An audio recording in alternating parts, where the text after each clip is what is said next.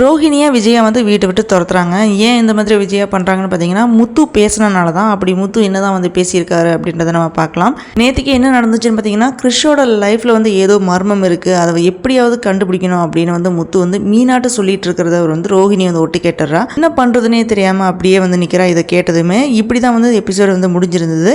இன்றைக்கி என்ன நடந்திருக்கு அப்படின்றத நம்ம பார்க்குறதுக்கு முன்னாடி அரேபியன் அணி சேனலுக்கு சப்ஸ்கிரைப் பண்ணாதவங்க சப்ஸ்கிரைப் பண்ணி சப்போர்ட் பண்ணுங்கள். முத்து மீனாட்ட என்ன சொல்கிறான்னு பார்த்தீங்கன்னா, கிறிஷோட அம்மா மேலே தான் வந்து எனக்கு டவுட்டாக இருக்குது, அவங்க சொல்லி தான் கிறிஷோட பாட்டி இப்படியெல்லாம் வந்து பேசுகிறாங்க அப்படின்னு தோணுது அப்படின்னு வந்து முத்து சொல்லிட்டு இருக்காப்புல. அதனால் முதல்ல கிறிஷோட அம்மா யார் அப்படின்னு கண்டுபிடிக்கணும் அப்படின்னு வந்து சொல்லிட்டு இருக்கான். அதுக்கு மீன் என்ன சொல்கிறாங்கன்னா, அவங்க தான் துபாயில் இருக்காங்களே, எப்படி கண்டுபிடிக்க போகிறீங்க அப்படின்னு வந்து கேட்குறா.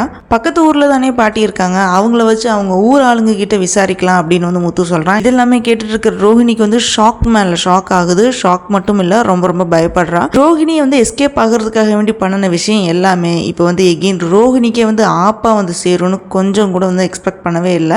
நைட்டு வந்து ரோஹிணி தூங்கிட்டு இருக்கும்போது உண்மையெல்லாம் வீட்டில் இருக்கிறவங்களுக்கு தெரிஞ்சு விஜயாவும் மனோஜும் வீட்டை விட்டு அடித்து விரட்டுற மாதிரி ஒரு கனவு ஒன்று காண்றா.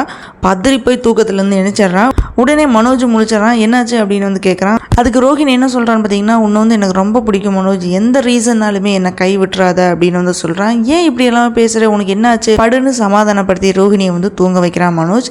நெக்ஸ்ட் டே மார்னிங் மீனா என்ன பண்ணுறாங்கன்னா, ஷாப்புக்கு எல்லாமே வந்து பூ கொடுத்துட்டு இருக்காங்க. அப்போ ஒருத்தர் மீனாவை வந்து ஃபாலோ பண்ணுறாரு. மீனா பயந்து போய் ரொம்ப ஸ்பீடாக வந்து ஓட்டுறாங்க. அந்த பர்சனும் விடாமல் வந்து ஃபாலோ பண்ணிட்டு இருக்காரு. வித்யா வீடு இங்கே தானே இருக்குது அப்படின்ட்டு மீனா திங்க் பண்ணிட்டு அங்கே போயிடுறாங்க. ரோஹிணி என்னடான்னு பார்த்தீங்கன்னா, நைட்டில் நடந்த விஷயத்தை வித்யாட்ட வந்து சொல்கிறதுக்காக வேண்டி வித்யா வீட்டுக்கு வராங்க. அப்போ வித்யா என்ன பண்ணிட்டு இருக்காங்கன்னு பார்த்தீங்கன்னா, அங்கே முத்துவோட மொபைல் இருந்துச்சு இல்லையா, அந்த முத்துவோட மொபைல் எடுத்து முத்து மீனாவோட வீடியோ வந்து பார்த்து ரசிச்சுட்டு இருக்காங்க.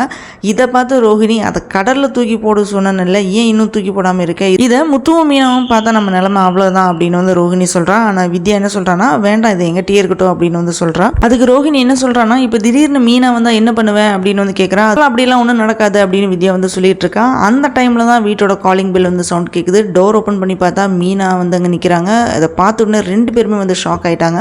அப்போ மீனா என்ன சொல்கிறாங்கன்னா, என்னை ஒருத்தர் வந்து துரத்திக்கிட்டே வர, யாருன்னு எனக்கு தெரியல அப்படின்னு பதட்டத்தோடு வந்து சொல்லிட்டு இருக்காங்க.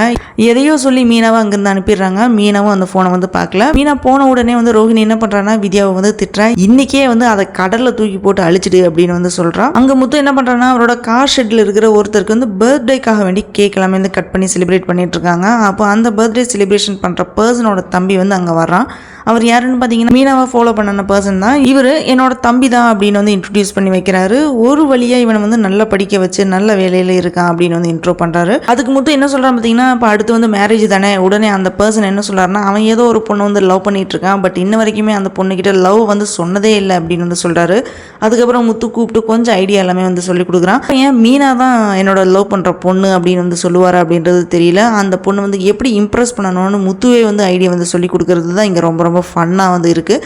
இப்படி தான் வந்து எபிசோடு வந்து முடிஞ்சிருக்கு. ஒருவேளை அந்த பர்சன் மீனாவோட சிஸ்டர் சீதாவை தான் லவ் பண்ணுறாரா, இல்லை சீதாட்ட சொல்கிறதுக்கு கஷ்டப்பட்டுட்டு மீனாவை மீட் பண்ணி பேசுறதுக்காக தான் ஃபாலோ பண்ணுறாரா அப்படின்ட்டு இனி வர எபிசோடில் நம்ம வெயிட் பண்ணி தான் பார்க்கணும், யாரை வந்து லவ் பண்ணுறாரு அந்த பையன் அப்படின்ட்டு. இந்த வீடியோ பிடிச்சிருந்தனா லைக் பண்ணுங்கள், ஷேர் பண்ணுங்கள், சப்ஸ்கிரைப் பண்ணி சப்போர்ட் பண்ணுங்கள்.